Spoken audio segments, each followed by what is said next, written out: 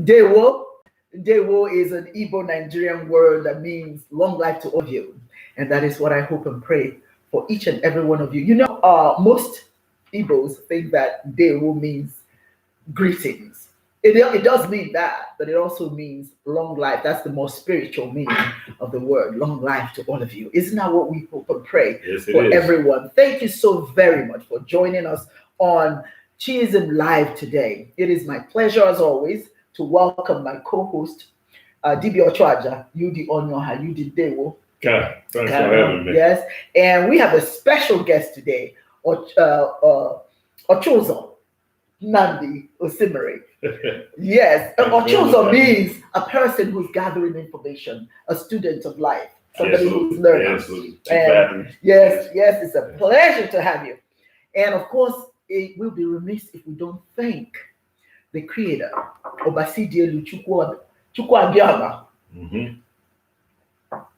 for this wonderful opportunity today. Sometimes we take life so for granted. We don't understand that life is about being able to inhale and exhale. Yes, because once you can do that, that means whatever you didn't get right the day before or today, you've been given another opportunity to get it right. You know what I'm saying?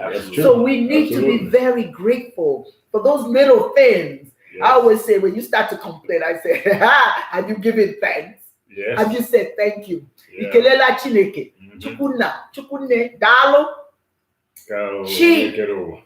She, thank you. That male energy that courses all of our veins. Thank you. Thank you. And the spirit energy that holds us up, that births us. Yes. We say thank you for this wonderful day. And we cannot start anything without thanking the ancestors. Ndiche Onokawo, because we are what we are because of you. His Holiness, Ahai K.O.K. Onyoha, Obaja K.O.K. Onyoha, the founder, the propounder. The greatest African. The greatest. In my opinion. And of course, to him, everyone is the greatest African. Yes. And he's the propounder of Chism and Godianism. And we are honored that he lived. It was a pleasure to have him as a parent. Yes. And certainly we want to thank our mother. Praises to Chineke Noha, who is still alive. Thank you. Still alive and well and breathing. We want to 90 years old. 90 years old. Is that amazing? It's amazing. She was part of the powerhouse behind. Good. Yes. And the other ancestors, Dr. Nnamdi Azikiwe, Mbonu Ojike, the Oba of Benin, Oba Kenzua II. Yes. All these individuals, and certainly let us remember the African American ancestors. So many greats. So many greats you have. Now, I want to remind everybody, Dr. Martin Luther King is not an ancestor yet. He's on his journey because he did not achieve the age of 80 before he started his journey. So his life is going to be so much better if he hasn't come back already, if he has not reincarnated already. He is in the form of somebody who is going to be noted again in the future, because that power doesn't die. Once you've achieved that power, you're going to repeat it. So wherever he is, Rosa Parks. Say yes. And if we don't remember, and there are so many ancestors that we haven't recognized right now. It's not because we want to be disrespectful. No. It's not because we don't want to remember. There's so many. We have so many heroes in the African community. Heroes and So many. Heroes and sheroes. There you go. And we are so honored to be a part of who they are. And we are honored that you're here because you're also a part of our ancestors. So now one of the important things that we want to stress before we actually go into that discussion today is to talk about the fact that each and every one of us has a responsibility to the whole, right? Yes, we do. It's not always about us. It's about the whole. It's never supposed to be about us. No, it's not. No. Because no man is an island. True. If you want to get on anywhere in life, you must be prepared to share the space with other people. But that means that you have to acknowledge that if Chineke is in you, then that Chineke is in the other person. So when you disrespect anybody else, you are disrespecting yourself. You're disrespecting Chineke. Mm-hmm. And I just want to share the first purgative life. You know, we have light. We have 18 purgative lights that we propagate. These are the conducts that we adhere to. Okukwe-chiism. Mm-hmm. The first one is, I believe in the Almighty Chineke, creator of the heavens and the earth, creator of the sun, the moon, the stars, the air we breathe, the wind that cools us when we're hot. Yes. Ani. Earth, rivers. The water, the rivers, so we are grateful to the creator of all those wonderful things because they add meaning to our life.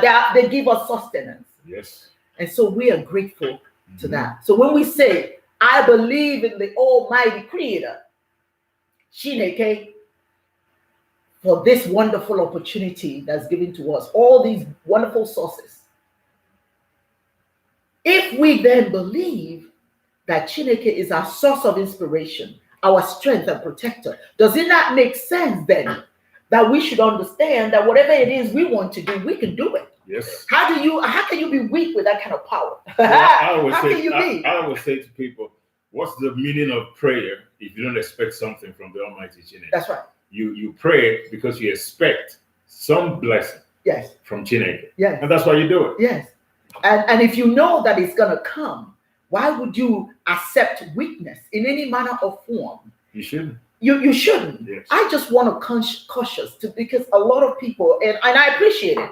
I appreciate the fact that a lot of people are concerned that they can't go to a place of worship, to be with Chineke. Now let's think about that. If Chineke is supposed to be everywhere, why do we have to go to anywhere to worship? Specifically to worship? Because he's no more here than here. Right where you are. God is. That's right. So that means if there is a pandemic, as we have, Chineke doesn't go leave you and say, okay, because it's a pandemic, I'm going on vacation. Yeah. You know what I'm saying? I'm not going to listen to your prayer for health unless you go to church. No, right where you are, you can pray. Yes. And in the middle of this pandemic, if we believe, because believing in Chineke as your strength, as your source of inspiration, your strength and your protector, that's good. But inspiration is part of your capacity to think. Absolutely. Does that make sense? Absolutely. So if Chineke is going to work for you, it's not always going to work through you. You don't even see you. You may not be that source to bless you. It could be somebody else. So when we have been blessed with scientists who are telling us to stay home, yes. Why are we rushing to go to church where it's not safe? There's an African proverb. In other words, you can't jump off a plane without a parachute. That's right. And expect that you're going to survive the fall. Just because you believe in Chineke. And one more thing, I just don't mean to get into what you're saying. Oh, go ahead, please. When we say Chineke, it's just another name for the Almighty Creator. If you're English, it's God. If you're Jewish, it's Yahweh. If you're Muslim, it's Allah. Yes. If you're from varied tribes in Africa, it's Obangiji, Tamuna, Jiami, Nkulunkulu, Uvuzulele, Katonda, Nyame, God of many names. So when you hear us saying Chineke, we're talking about the same God that you pray to. So this little sermon that we're giving is to remind you, please, so many people have died from COVID. And let us understand something. We as human beings, we're just a minuscule component of this world. Absolutely. There are other living things created by Chineke. You see what I'm saying? And all of them are trying to survive. Yeah. They may survive through you. Including viruses. So if you have a pandemic and there's a virus on the rampage, why give him yourself? Exactly. Because you're supposed to be able to think. If you have Chineke in you, you need to be able to think. So going to church when you're not supposed to be there does not make sense, because guess what? Even pastors are dying. And knowing that when you have a lot of people gathered together, it's easier to pass the virus from one person to another. And that's exactly what happens in church. When you get there, you're sitting close to one another. People are coughing. People are talking over one another. And the virus will spread if you have people in the pew that are contaminated. So when you're asked not to go to church, it's not because anybody's trying to keep you away from God. If you believe in God, then you walk with Chineke. And if you believe you walk with Chineke, you should be able to be confident that if you played in silence, Chineke will listen. That's right. Because the greatest prayer, as far as we Africans are concerned, is the one that is said in private. It's between you and your chief. And your God. Monachiso. Faith should also coincide with common sense. So absolutely. Yes. Oh, I like that. That's true. Yes, that's right. True. That's right. Don't tempt God. Don't tempt. We family. Don't challenge. You may see us together, but we family. Absolutely right. You see? Yeah. But I would not be sitting with strangers in this manner. You understand what I'm saying? Yeah. So it's very, very important that you stay home. Let us help our scientists, our doctors, our medical community get a handle on this thing. Too many people are dying. It is not a joke. And you're adding to the pain and the confusion and the frustration by going out there. And if you go out there, please wear your mask.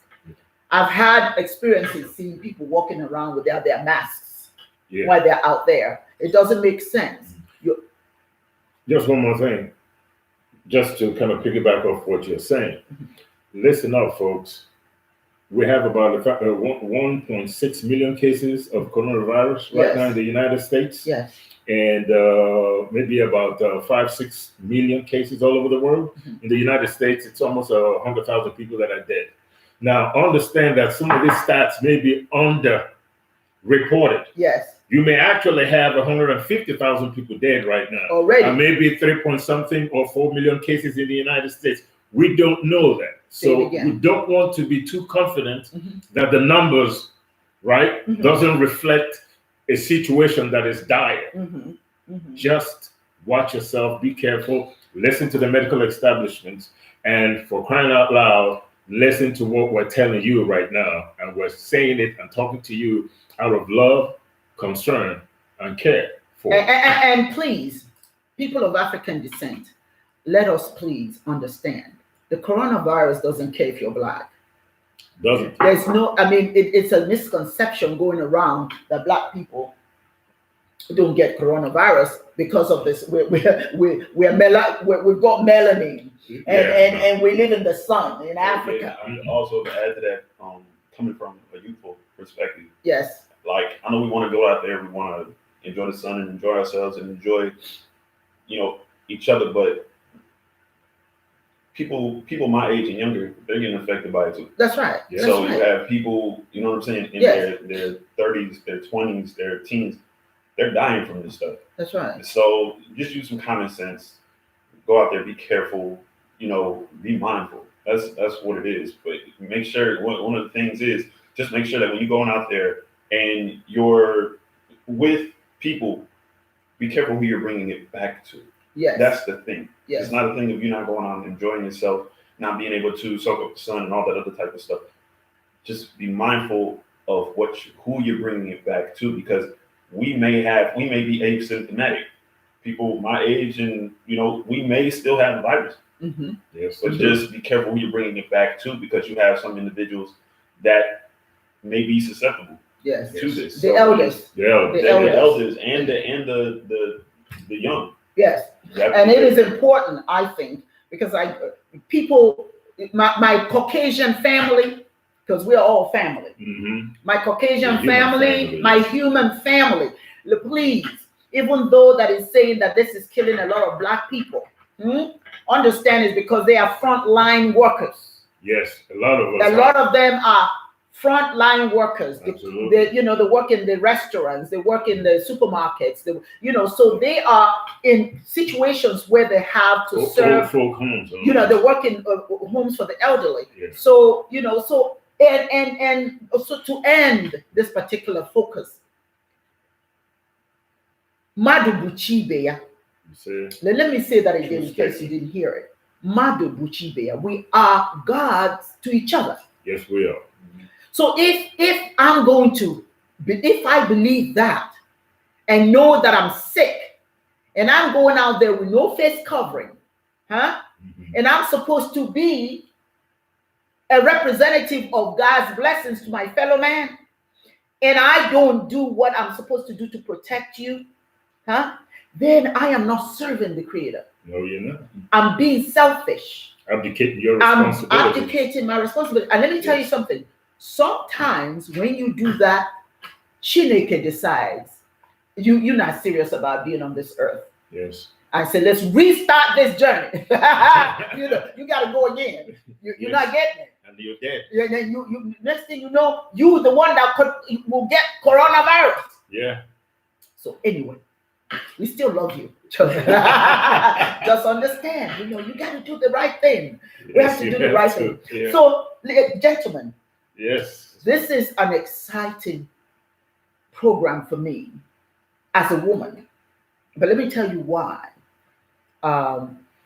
It doesn't make me feel good as an African woman when my community is disintegrating, because I believe that the African man is my protector.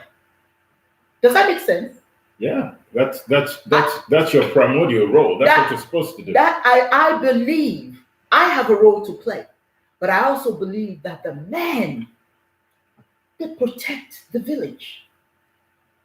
And when the men are not doing what they're supposed to do, when the village is weak, for people to come and raid the village, I feel insecure. So I'm going to start this by, first of all, sharing what the topic of today is. African men, are they lambs or lions? That's a painful. You know who I heard that from initially? My father. Oh, yeah. Yeah.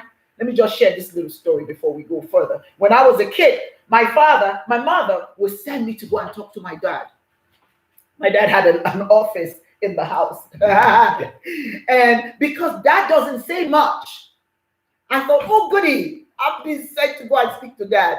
So I'll crank open the door, and there he is reading with his glasses, because he always chewing the bottom, he's chewing it. And then as soon as you walk in, he'll take his glasses off and he'll look at you, he'll chew it a little bit. And then dad will say, sit down.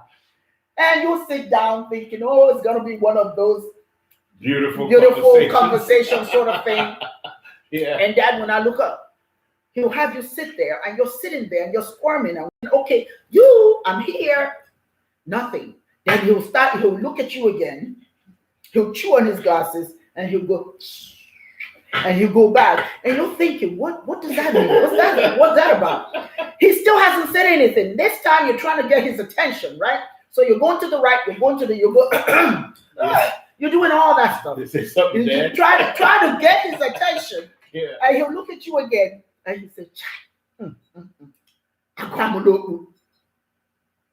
well, being young, I know what the heck that meant. But he says, and then he'll say, go. And you stop and say, that's it? I can go now? I said, Dad, did you say I can go? He said, go. Whatever. And I'll run out there. And my mother will grab me and say, what did your father say? I said, I don't know. I sat there for a while and he said, she says, did you know what your father said?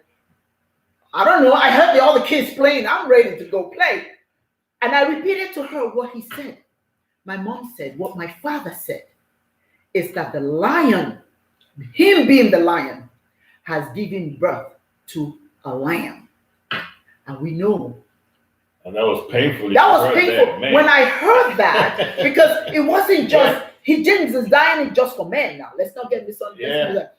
Yeah. When I left that room, and my mother said, you didn't even understand what he said to you, what my father was saying. A lion like him, who should have given birth to a lioness, has given birth to a lion, a lamb that can be consumed. Yes. Weak animal. Weak animal. That's what I was. Let me tell you, ladies and gentlemen, I spent the rest of my life trying to prove to my father that I was not a liar. I did everything right I could do. So that is the topic now.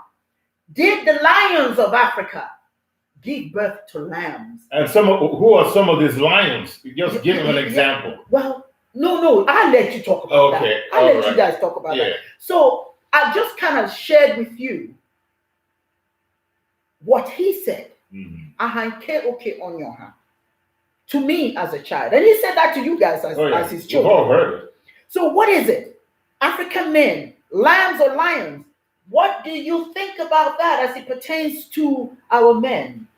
Well, what is the role of the African man in the African community? The role of the African man, the role of any man is, first of all, provider, right? And protector. Now, when I say provider, what am I talking about?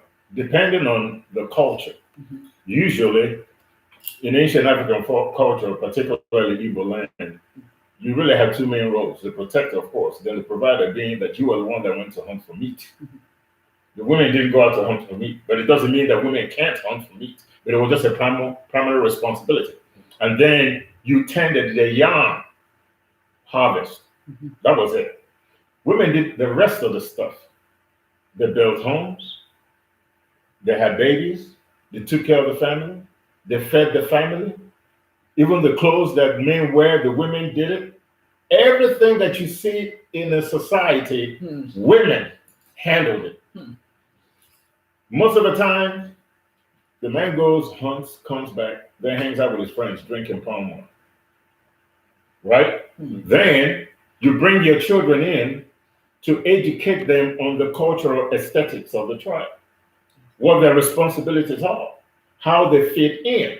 Everything, remember, this was before the Europeans came. So most of the education that you got it from, number one, your mom, your dad, and rites of passage that you have to go through as a child till you become an adult. And then, of course, when you become an adult, you get married, land is given to you, blah, blah, blah, blah, blah. We didn't have poor people. We didn't have beggars. We didn't have people that run around stealing and all that kind of stuff. It just didn't. I'm not saying it didn't exist, but it was so minimal that you just didn't see it.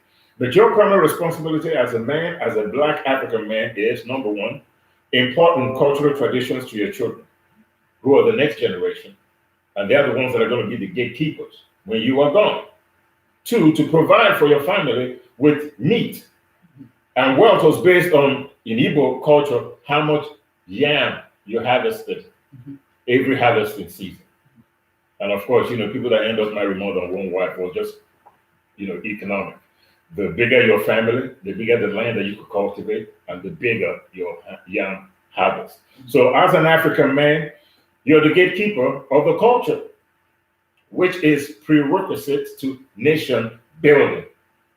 You pass knowledge from one generation to the next, just like the woman passes knowledge from one generation to the next. You never abdicated that responsibility. That was what you were supposed to do. I don't see that happening right now. And what I see are people that have been resocialized into somebody else's way of looking at life. Yes. It's sort of like, I always tell this story, or I use this example when it comes to culture and belief in God, where if you ask somebody in the Amazon, like the Inca, the Maya, the Aztec, what evidence of God do they see in their environment? First thing they're going to tell you is the jungle. Then they'll tell you about the anaconda. Then they'll tell you about the piranhas. Then they'll tell you about the jaguar. They'll tell you about all the life-sustaining forces around them that keep them alive and make them whole.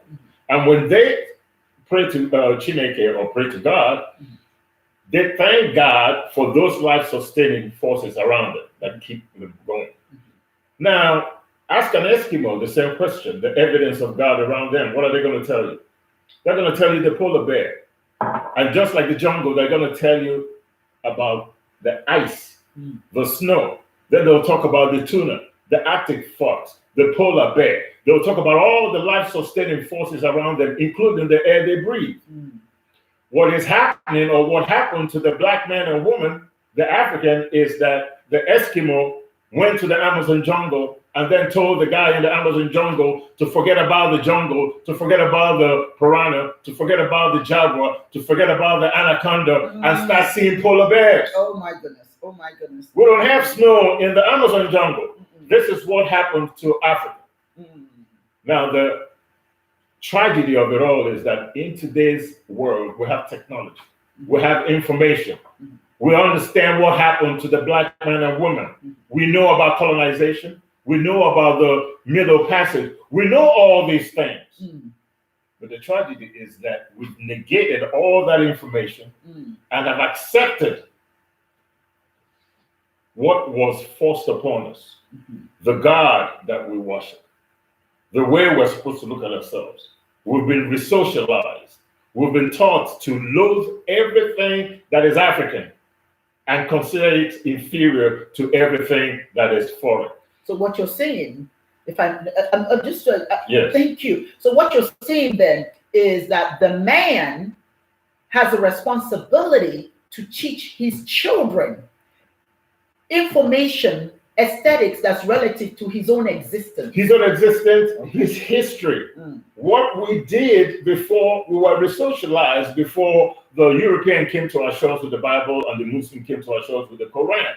Did we exist? Did we have civilizations? Did we have schools? Did we have engineering prowess? What is it that the foreigner or the European brought to Africa that we didn't already have? This is what it's like in African families today and in our communities, where as men, we have abdicated our responsibility to teach our children our primordial core, our history, and those things that kept us cohesive and great before the European came to Africa. Well, let me ask. Yes. Ochoza, you heard what he said. Now, one of the things that I want you to answer based on what he said is the fact that the man is responsible for teaching the youth. What damage is done to the young people when they don't have the names that represent their culture? Oh man. Well, first and foremost, I want to thank you for even inviting me on to get a perspective from the youth. And for me, I've grown up watching you guys and listening to you guys and being able to take in and soak in all that information and also be able to have my own perspective and my own way of being able to look at certain things. What you said was extremely powerful. And just an example, I think because just like he stated, we've adapted everyone else's way of looking at things, everyone else's names, everyone else's identity and claimed it as our own. It pretty much still strips us of who we are. So, for example, in school, from elementary to high school, even college, when I stated my name, Nnamdi, there was a level of pride that was in it. But people that didn't look like me, they found it to be unique. And when I stated it with pride, my head was always held up high when I stated it.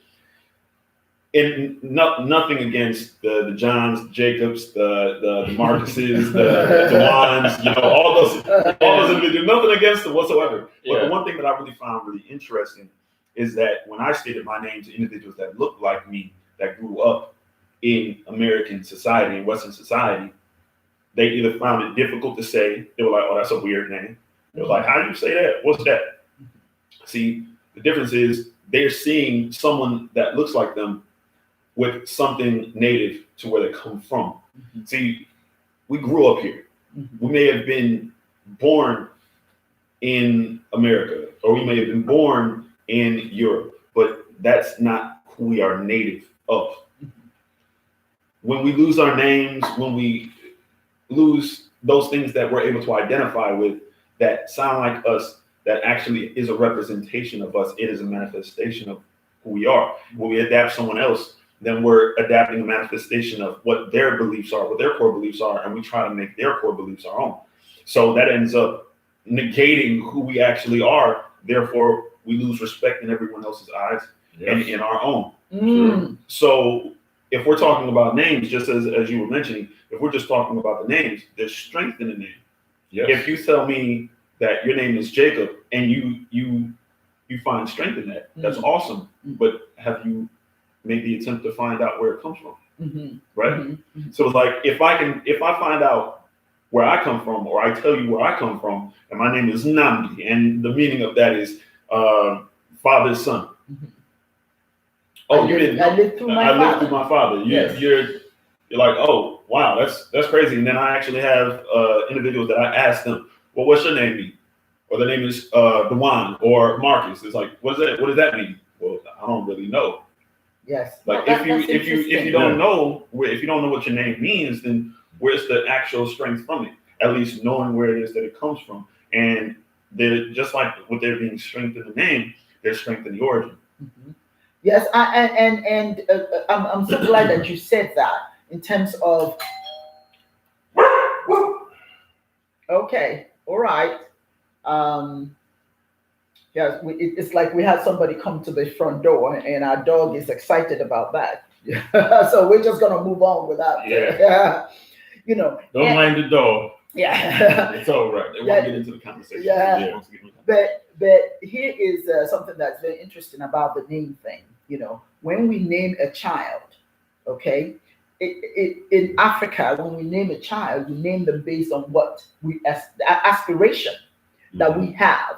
And you, the father, you're the one who names your child, right? Yes. Now, if you name him or her something that's foreign, totally alien, to them, how do they have confidence? And that's what you were saying. It helps, it gives you confidence, it tells you who you are. And I do understand that colonialism and slavery and all of that certainly took a lot of things. When you watch that movie, Kunta Kinte. Yeah, I was just about to talk about that. Yeah. What tell me about it? Was you guys are probably familiar with the movie Roots, and there was a scene where the slaver was trying to get Kunta Kinte to conform, and attempted to strip him of his identity and rename him, rebrand him, right? So that he could carry himself as a guest steward, so to speak. He got chained up and he got beaten. They wanted to change his name, and every time he got hit with a cane, he told him, "Your name is Toby." And Kunta Kinte resisted and said, "No, I am Kunta, not Toby." He got hit again. He says, "Your name is Toby."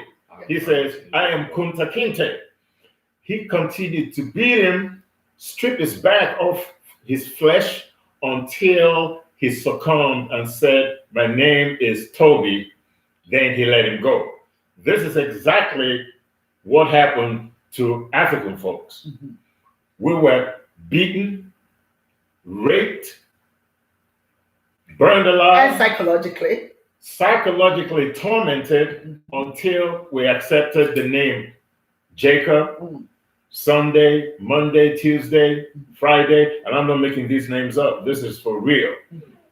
Everything that we feel or everything that we do today that is outside our culture, our primordial core, was forced upon us. Here's the tragedy, right? Now, don't get me wrong. A lot of people think that Africans didn't resist colonization or slavery. Oh, yes, we did. And the history's out there. You could go do the research, yourself. We resisted to the best of our ability. But remember, we didn't have the gun. They had the gun. Right? But whatever weaponry we had, we fought till we couldn't fight anymore. Then we succumbed to imperialism. But we did fight. And we did try to protect our women. We did try to do all those things that men are supposed to do. Protect the village. First line of defense. We did all that stuff. Now here's the tragedy.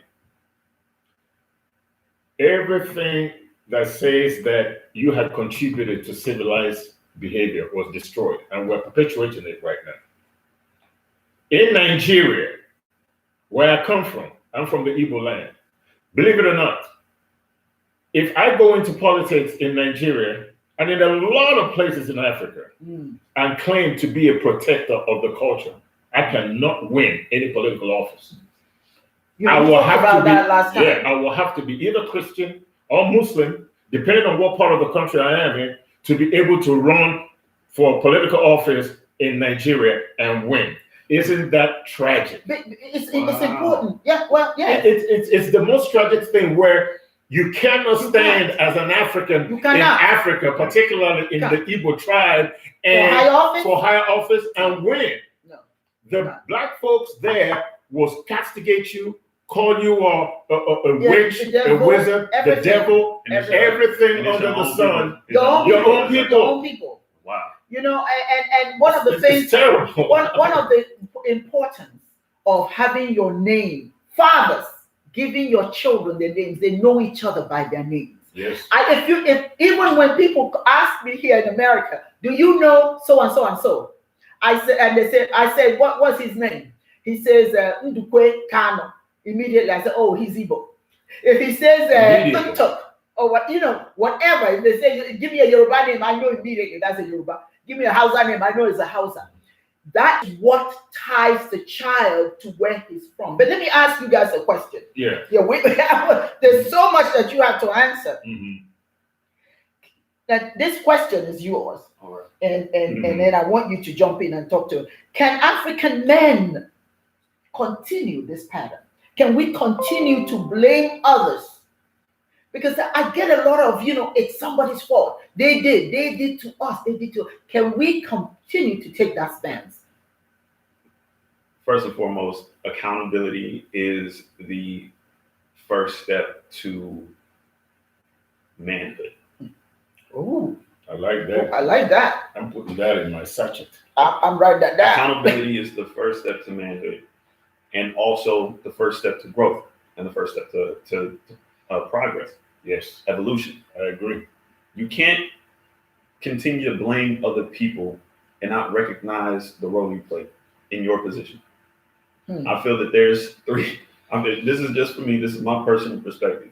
But I look at the way that things are connected, and the way things are connected when I'm in that environment, in society, and I take these things, these three keys, as actually, I'll state this before I give those three keys. And I live by this. I remember waking up at around 3-4 o'clock in the morning, and I had to write this down. Something hit me. It said, what you say and what you think are two completely different things. What you say, the universe hears. What you think, the universe acknowledges and holds you accountable. Oh, come on now. Come on. Absolutely. Say it again. Okay. I agree. What you say and what you think are two completely different things. What you say, the universe hears. What you think, the universe acknowledges and holds you accountable. So in other words, as men, we can do a lot of talking. We can do a lot of this, a lot of that. When we speak on certain things, we can talk about what we would like to do. But if we're continuously thinking the opposite, what's going to happen? Because what you think generates habits, right? Yes. So we've developed a habit in saying a lot of stuff when it comes down to where we find ourselves. But the thought process is we continuously hold ourselves back based off of where we see ourselves and our lack of accountability. Now, as a man, as I said before, that's the first step to being a man. You can't all of a sudden think that you're big, bad, strong, and all this other type of stuff when you're blaming someone else for your condition. Yes. Of course, there was a role that was played, but then you start thinking about most of the situations we find ourselves in, it's been generational. So now we're perpetuating, and you mentioned that before, we're perpetuating specific actions and specific behaviors based off of what has been instilled in us generationally. But we still have to take accountability for where we are. I can't pull a trigger, point a gun at someone's head. Someone tells me to point a gun at someone's head. I pull the trigger, and then I blame the other person because he told me that he was the one that told me to shoot the person. He was the one that told me to pull the trigger. But it's up to me to pull the trigger. That's right. That's right. So You don't have to pull the trigger. and I don't have to pull the trigger. Yeah. As a man, me pulling the trigger because someone else told me so doesn't make me a man. That's right. Me That's pulling right. the trigger because I thought I made the conscious decision to do so, depending on whether it was right or wrong. That's what makes me the man. But me taking accountability and saying, yes, I did this, that makes me a man. And in society right now, I'm just gonna be honest, we are losing the ability and the right to call ourselves men because we continuously perpetuate things that are opposite. Oh my goodness. Oh my goodness. And just to piggyback off what he's saying, unfortunately, there's a lot of people of African ancestry, a lot of black men that are pulling the trigger with a gun to their head and actually blown their brains out. Understand this. Like he said before, we understand how we got here. We understand the evil that was perpetrated on on Africans from the Middle Passage to colonization. We understand that. We also understand that there are a lot of nations in this world that gained opulence who were also under the gun by one oppressor or another. Maybe not to the extent of black folks. We were under the gun for 400 years and it's still going on right now, right? And the type of servitude that black folks were under, to me, there's a level of extremism attached to it. A level of, I am superior as a human being to you. You are less than human. You're less than an animal. And black folks got treated that way. Chinese people were colonized, but they weren't treated as if they were less than human beings. Somebody was just trying to put the fear of whatever in them to make them conform and do what it is that they wanted to do. But the China man was not locked up in a boat and sailed 3 months in the ocean. Well, being fed to let's stress that. Yeah, that's right. Yeah, and being fed to the sharks and all that. So the level of wickedness that was perpetrated on black folks is just beyond extreme. We understand that. But here's something else we understand in the modern world today. Once we recognize how we got here, we also have to understand that culture is your front line weapon against imperialism. Every nation in this world that is economically, politically, and socially opulent, advanced, they have one thing in common. They protect their culture. Culture is number one. Yes. And they uphold and extol their institutions from a historical perspective. Go to the Taj Mahal, the pride of the Indian. You go to the Great Walls of China, the pride of the Chinese. You go to Italy and go to the Vatican, the pride of the Italian through the Catholic Church. You go to England, you have the Tower of London, you have Buckingham Palace.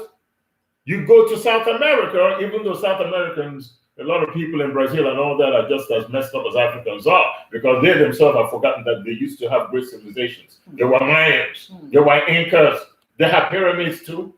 When you talk about Africa, all you talk about is Egyptian, Egypt, which is an African culture that is now co-opted by the European. Some of them claim that Egyptians were European in nature and all that kind of stuff, including Hannibal. Some of the great institutions that were built and buildings in Africa were destroyed all the way to 1930-something. In Abeba, they have what is called the Nsude pyramids. You can't find them now. But it has cities like that. So the point here is, at the end of the day, culture it's your guiding light to nation building. It is your how do I say? It is what you have to maintain, extol, and present to the world for you to be respected as a black man. You can't sit around and let the women do it. Now, there's a lot of men that think like I do, that think like Nnamdi does, that think like Dibia Ogele does. There's a lot of people that see me and understand what I'm saying and are from my school of thought. My father certainly was in that class of people. Culture is key to the development of any nation. We have to, as black men right now, start understanding that if I am not Christian or Muslim, I have a right, just like they do, to run for a political office, to build institutions that extol our culture, our traditions, and our spirituality. We need to be able to get people to come from the rest of the world to learn something from Africa, not just come over there to hunt lions. Because apart from your white life, What else do you have to offer the world? Nothing that I know of. We have to, our leadership, we have leadership with this institutional mentality of inferiority complex. Take everything foreign, supplant it with everything cultural. Demonize your own culture. It's like you demonizing your own mother, your own father, your own history, your own past, forgetting how you got here. And I have to jump in on that one. Please do. That's 100% right. And I will say this: as African people in this country, in the United States, we talk about how much better you have individuals that talk about how much better we are, than other people. We basically taking that same role. Well, we know where we come from. We were the first people. Yes. Okay. What does that mean? Okay. There's a level of accuracy to that. I know, but what does it mean if you're not acting? But that's what I'm saying. Yeah, but that's what I'm saying. You're right. It means absolutely nothing when you're still upholding and adhering to the mentality and the behaviors of those individuals that colonize you. Say it again. You called me. Hold it right there. Hold it right there. Say it again. So you can't, once again, you can't keep talking about how better you are, how you're the first person, how you're the first people, how you're this, how you're that, and you're still upholding and adhering to the mentality of those individuals that colonized you. If you're doing that, then you're literally nothing but a mirrored image of what you want to be without actually being who you're supposed to be. So are you talking about? I just want to put something in there. Hold on, I got to throw this in there right quick. Then you can ask. Okay, He just made a good point, and I just want to just kind of jump on top of that and then do a swan dive. Just get off of this stuff right there. This is, folks, listen to me. This is a history lesson in cosmogony. Come on now. When Zeus, the god of all the gods, Come on now. had a problem in heaven, Mount Olympus, and couldn't solve it, guess what? He came all the way to Africa to have dinner and dine with the Ethiops. Sinless. In Ethiopia. Sinless Ethiops. Sinless Ethiops. So understand from a spiritual level, the European considered you spiritually superior, where Zeus himself needed to come to Africa to gain spiritual knowledge, then go back to Mount Olympus to solve his problem. To dine with the sinless Ethiops. Because to Zeus, to the Greeks of ancient times, yes, ma'am, you were the paragon of moral perfection. There you go. The world, Africa gave the world a conscience. Come on now. So how can you sit around in today's world and look upon yourself as inferior? So we need to really get away from the status quo. It's not working. It's not. Is that what you're saying? Something else. That's what we're saying. But I'm saying that we have to. Everything that you guys are saying is 100% correct. The thing is, now we have to be the individuals that solve our problems by looking at our own people. Yes. We have to look at ourselves. We actually have to start looking. We have to look inward. And then we can actually find ourselves. We're not looking for anyone else's validation. No, that's the thing. And we're not putting. Before you go any further, I just want to put this out there. In all fairness to other men of all the other world cultures, it is. I always say it. The world is a Serengeti. Survival of the fittest. Either you're going to fight to survive or you're going to be eaten. So I'm not here to fault anybody else who's trying to survive. The question is, how are you going to survive if you're going to allow yourself to be what were we talking about? The lion. The lion. Exactly. You'll ask you to this question. We say as cheers, right where I am, God is.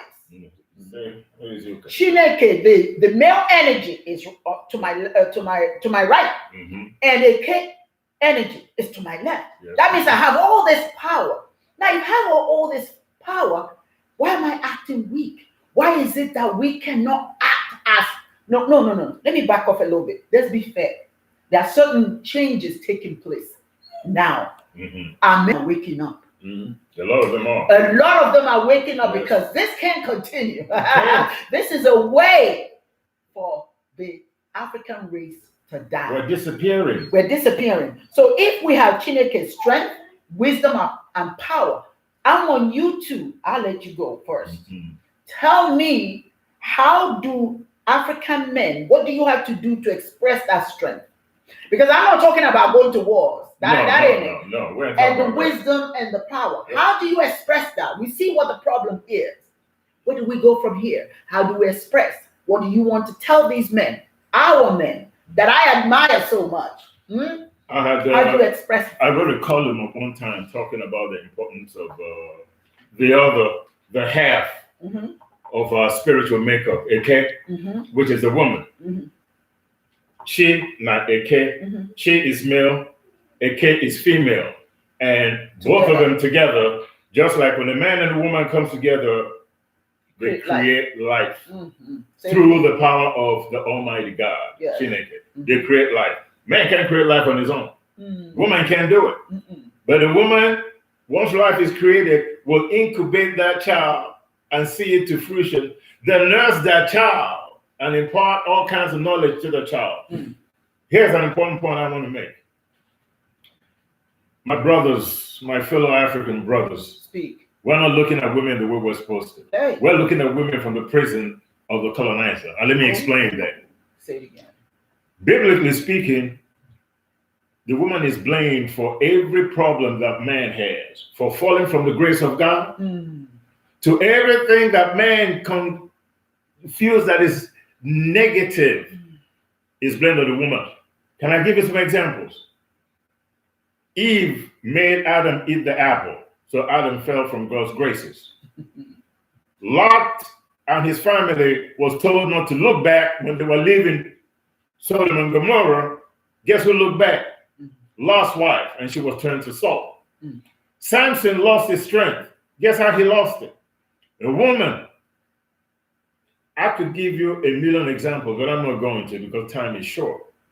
The point here is the way Black African men look at women is from somebody else's prison. We don't look at women from our own primordial history. The role that women played in the society. What kept us whole? What kept us whole? What kept us cohesive? We can't do this battle if we don't put women on the same par as men. Don't get me wrong. We have our roles to play as men. Women have their roles to play as women. I can't do what a woman does. A woman can't do what a man does. Now, what is it that a woman can? What is it about a man that a woman can't do? It's all about strength. That's it. Are women as smart as men are intellectually? You bet they are. What is it that you could do beyond your physical strength that a woman can do? One of the first steps that we have to take as African men is to recognize that we cannot go into battle with one leg. We need both legs. If you want to lift heavy weights, you need both hands.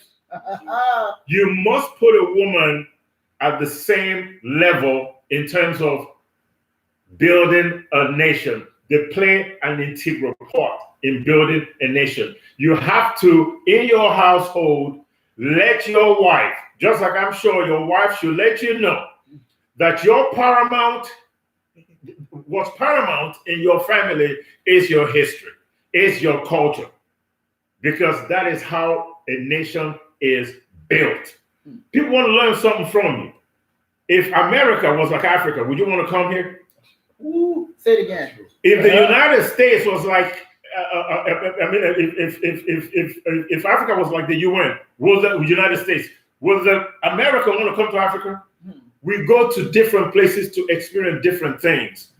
And that is why we need to maintain our primordial core, promote our history, create institutions that makes our history, religion, and culture paramount. Yes.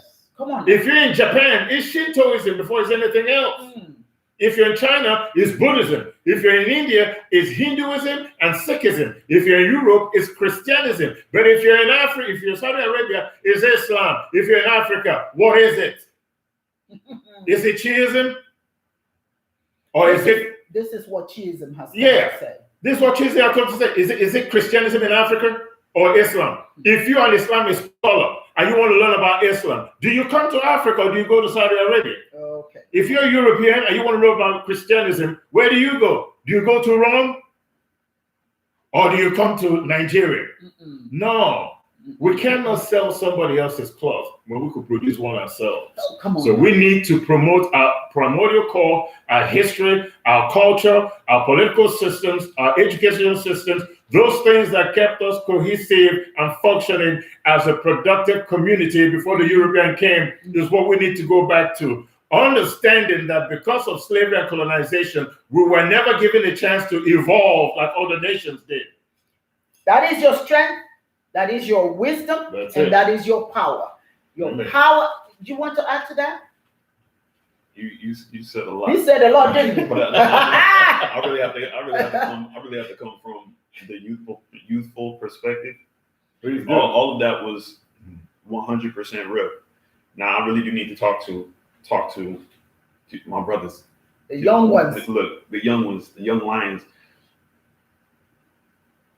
All of this, accepting you, and even putting your women at the same title, at the same level, that does not make you less of a man. Oh, come on. Sure does. To be honest, and that's it. To be honest, it makes you more of one. Oh my goodness. You want to know why? If I get married, if I'm married, whoever it is that I'm with, she's going to know what role I play, and I'm going to know what role she plays. We're all going to have an integral position. We're all playing our position. But if I'm going into war and I'm holding a big sword, I'm going to want my woman with me holding a big sword. Because if I'm here to protect her, she's here to protect me. If I can't swing, she's swinging for me. If she can't swing, I'm swinging for her. If I go down, she's holding down the fort. If she goes down, I'm holding down the fort. You have to have individuals at the same level in order to be able to see things and maintain things at the same level. We talk about strength, but there's no strength in putting down a woman. Ooh, come on now. There's no strength in talking about what I have between my legs making me more important than the opposite of me. That's not how this works. If you look at the sign of yin and yang, you have yin and yang, black and white in both of them.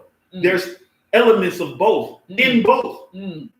So having an understanding of where we play the position, being a man and accepting that the woman needs to be put at the same level. There's nothing soft about that. And the reason it's not because women say they want to be like you.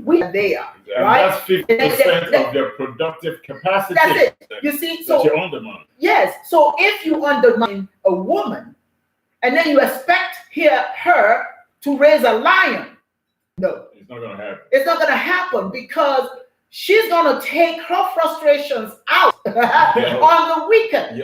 With the child. Thank you. Oh, and let me say real quick. And you may disagree with me, but that's 100% accurate. And I have to say this to the men that actually say, men are stronger and should be over women, or women are weaker than men. You have to define weakness. Yeah, please define weakness. And then at the same time, I just have to say this. If you believe that you're stronger and women are weaker, who gave birth to you? To be honest, if you feel that the person that gave birth to you is lesser than you, then you have those lesser attributes, meaning there's no strength in you, period. So if whatever gave birth to you was weaker than you, then you are weak yourself. I'm just letting you know. I'm just saying that. Come on now. Come on. You know what? I hope you guys are listening because I know I'm listening. A strong man masters others. A truly wise man masters himself. Yes. That is a wisdom of Terrace. What does that mean to you? For me, it means this, like I mentioned to him, and this might be a little complex, the way I'm going to frame this, but truth can be dismissed. You can dismiss the truth, but you can't change it.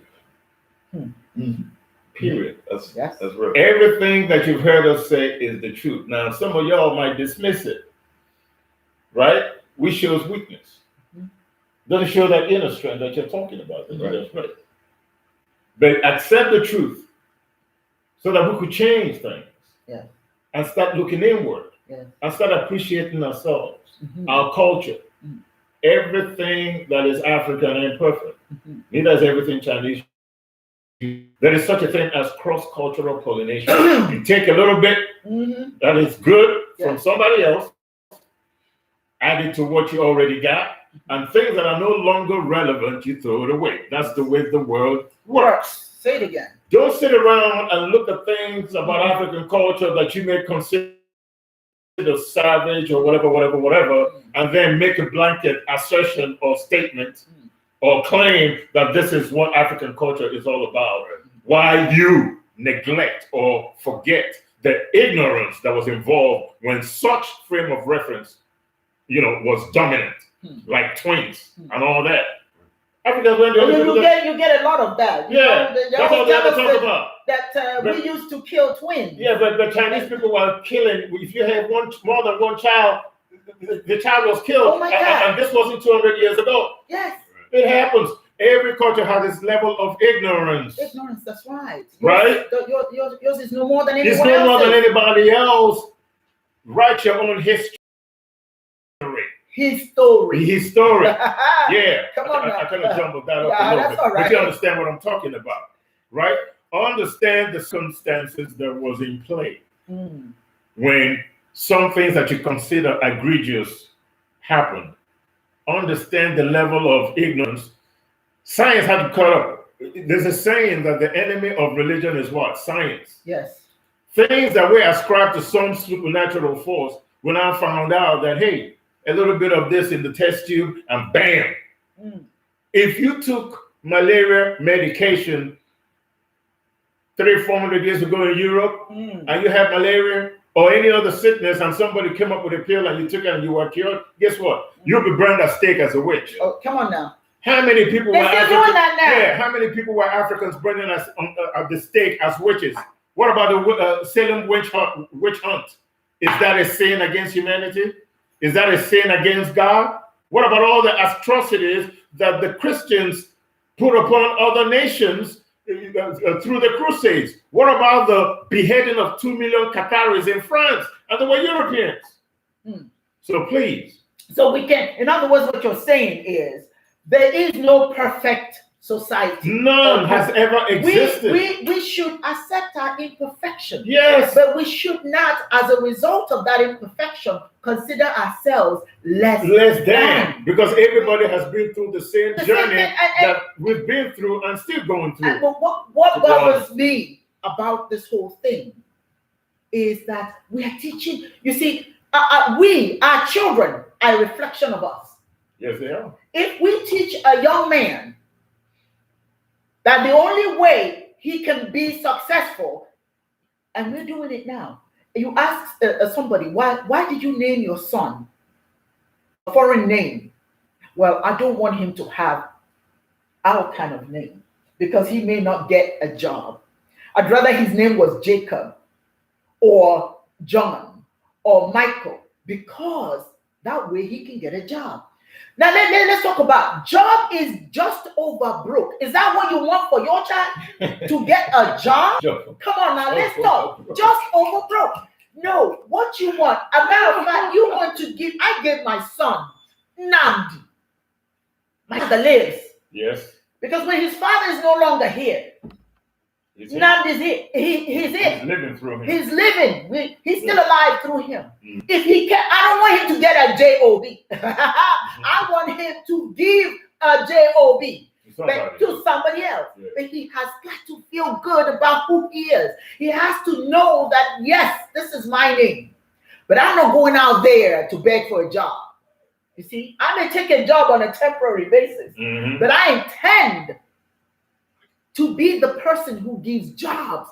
Don't give a child a name because you expecting him to be subservient to another. That's all I'm going to say. It's crazy, but it is the truth. There's meaning to every name, and most importantly, if you look at a lot of African names, particularly that of Igbo tribe, right?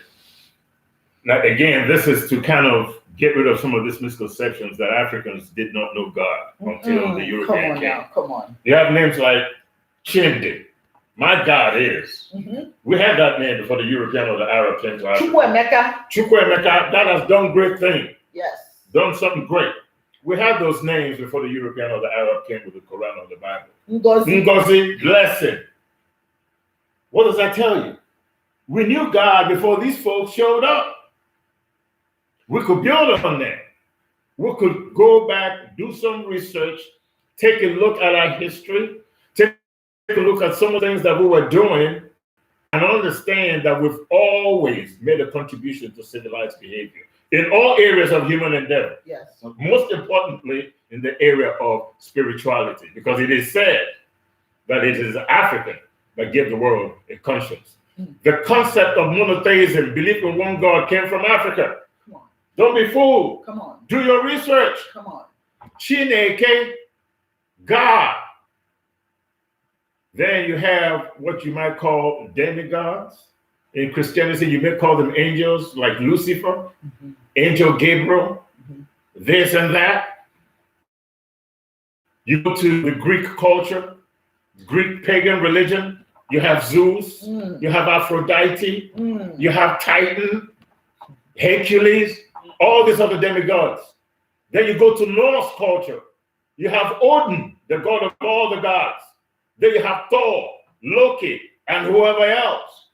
Africans, who got Chineke. Then you have Amadioha, you have Kamalu.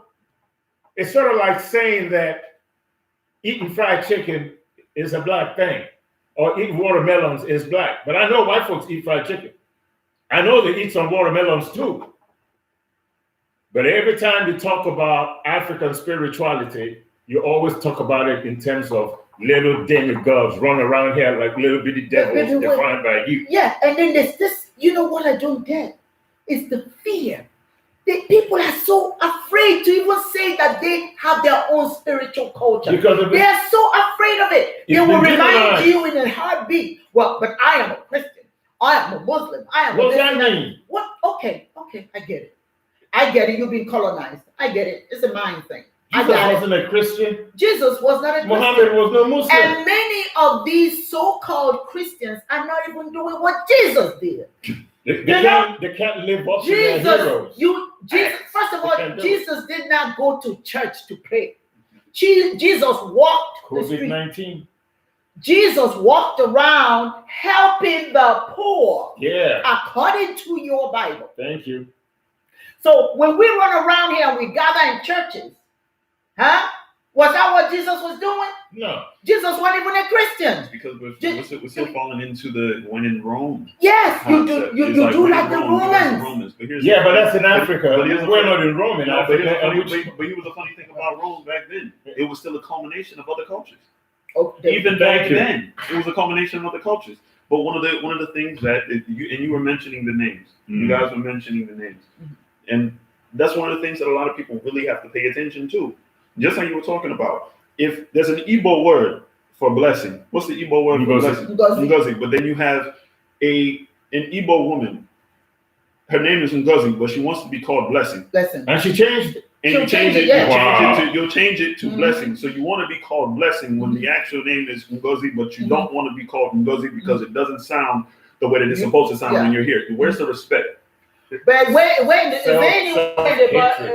anywhere in the Bible that somebody's name is blessing? Marcus. I'm not demonizing. I'm not. No, I'm not. I'm saying no. What I'm telling people is I'm not demonizing anybody by the name of blessing. I'm not demonizing anybody that has those names. I'm saying that if you are Igbo and you have an Igbo word for what you are being called, the pride in actually using your own name that is the same culturally relevant. That is culturally relevant to where you stay actually provides you with a lot more respect from those individuals that don't look like you. Yeah. And that's where the respect comes from. It's not a thing of you having to beg for someone's respect. When you actually show that you respect yourself, other individuals are going to notice this. If you go to a job and people have trouble, you let them know what your name is. You let them know how to pronounce it. You let them know if you have trouble pronouncing it, ask me, I will give you the right pronunciation, because it is a demonstration of Yes. self-love, Yeah. self-respect. And when Right. you get that demonstration of self-love, self-respect, and pride, other people will have no choice but to accommodate that. Yeah. Just briefly. And we're gonna start summarizing because time is Listen, against folks, us. But we yeah. we could go forever. Oh, but this forever. is- But it's just very important. I Yeah. just want to kind of reiterate this. It kind of summarizes everything that we've Yeah. been saying. Listen, folks, we have nothing against you being Christian. No, we We have don't. nothing against you being Hindu. Nope. Have nothing against you being Muslim, Sikhism, or whatever religion that you feel allows you to walk in the mystery of God. Yes. All we're saying is, as an African, walk in your own mystery. Yes. There's nothing wrong See with yourself the way other great civilizations and cultures and religions see themselves. See themselves. That's right. Look at yourself as somebody who is loved by God, put here by God. You playing your role, the role that God put on you as a human being. As African people, we're not a mistake. But we don't You know. cannot claim that God doesn't make mistakes and then look up yourself as an inferior creation to other humans. Let's get away from that. You cannot continue to talk about what others are They're doing to you when you are Yeah. continuing to allow it. Yes. And they Okay. don't even have to come to you and do it anymore. You're now You're the doing one it to yourself. perpetuating it. You're doing it to yourself. Yes. Like I mentioned again, for you to do anything that is substantive politically, where I come from, Nigeria, particularly in Igbo land, you have to be a Christian. If you are in the northern part of Nigeria and you're running for political office, if you're not a Muslim, you're not going to win there. That is sad, and we call ourselves Nigerians. That is just sad. I just think that the leadership that we, from now on, try to make possible in Africa, in all African communities, must look at African culture and history, religion, spirituality as paramount. We can all coexist. In Chiism, we believe that every human being, particularly every nation, and I stress nation, has the right to worship God in the way they understand best without bitterness.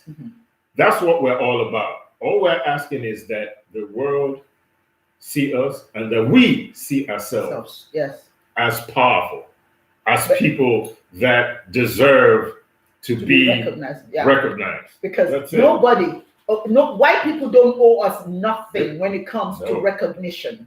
No. China, whomsoever, nobody owes us anything. We owe it to ourselves. Yes, we do. Because when we appreciate who we are, then we let our children know that they should appreciate who they are. And then we give them the opportunity and the right to sit at the table and dine, like we say, with the elders. That's it. Okay? And make their own presentation and do so with pride and dignity. We need to stop teaching our children that they're less than. And if you don't believe that's what you're doing, call your daughter from the kitchen. Let me see what name you call her. Call your son from the basement. Let me see what name you call him. If that name is not primordial, if it's not African, then you telling that boy he's less than. There is no excuse you can give. I'm sorry, there is no excuse. Ladies, gentlemen, sorry. I forget I'm the only lady. I'm the only lady here. So, gentlemen, Yeah. let me tell you, we can be here all day. There's so much. We got so much for another show. Yeah. But this is very important. I just want you guys to just close it out. Give me your final thoughts. A lion does not give birth to a lamb.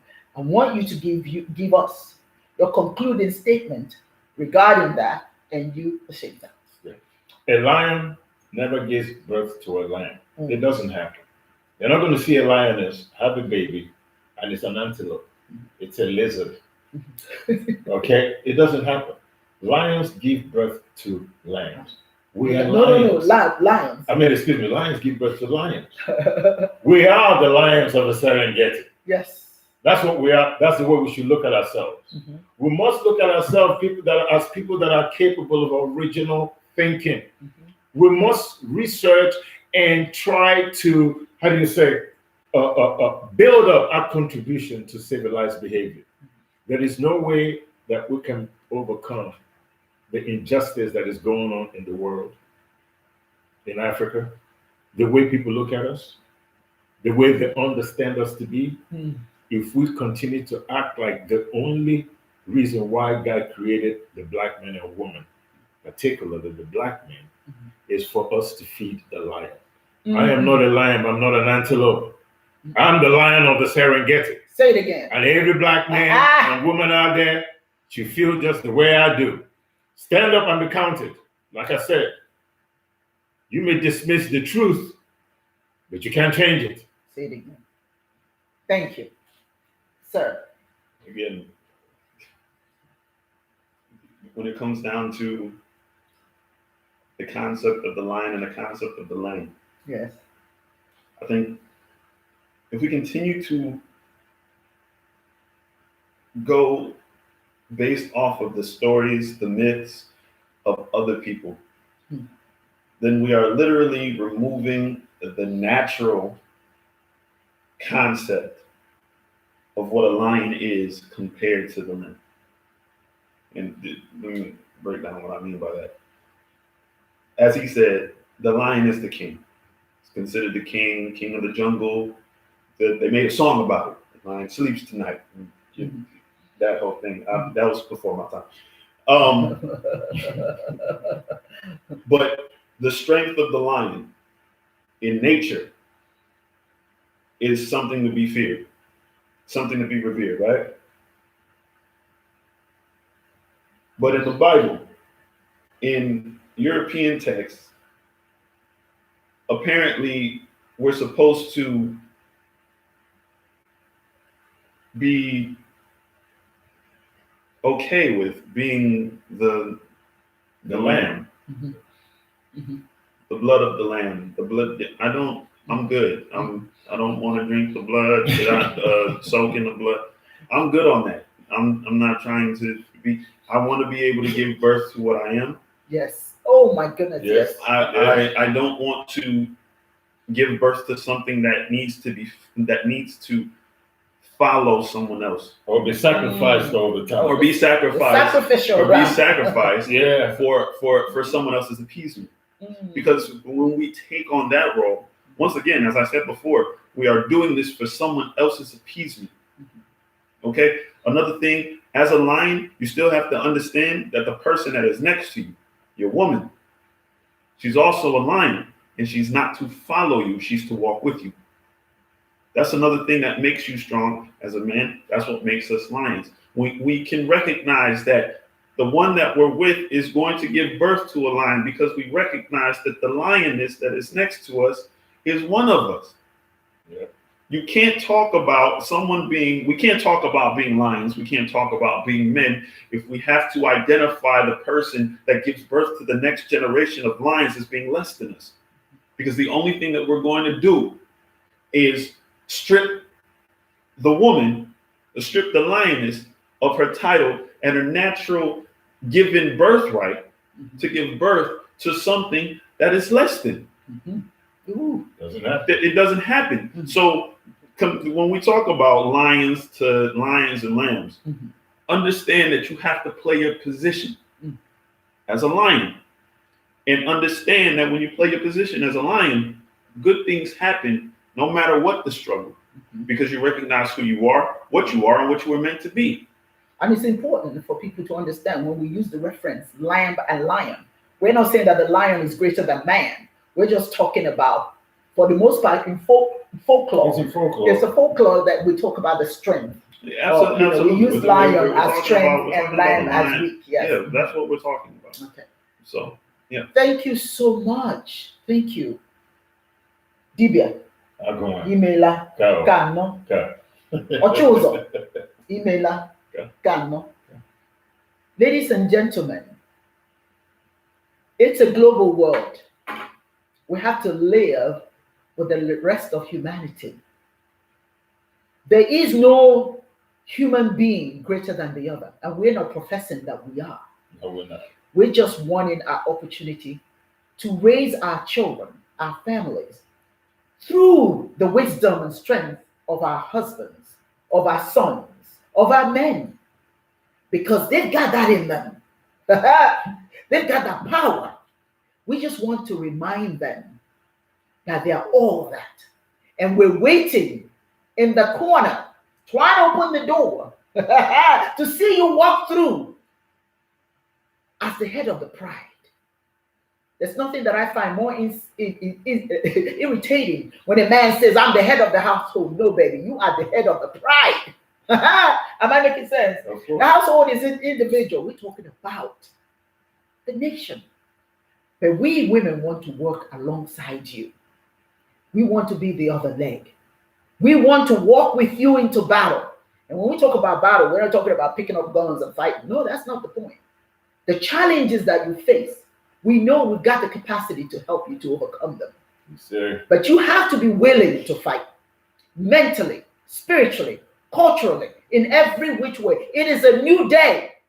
Am I right? Yes, it is. This is a new day. It has to do with healing, has to do with growth. Black men, you cannot allow people to define you anymore. It is time to take your position and walk like the lions that you are. Yes. The universe will pick you up. Father God, she will hold you up. Mother God, Ike, will keep you up. And you have the holy boldness to walk amongst men and be that which you were supposed to be, the lion. Hell no, you're not a lion. And so it is. Let's go. Thank you so very much for joining us. We look forward to the next episode of Cheesing Live. Yeah, that's it. Yeah, that's it. Okay. Well, I certainly enjoyed that. That was great.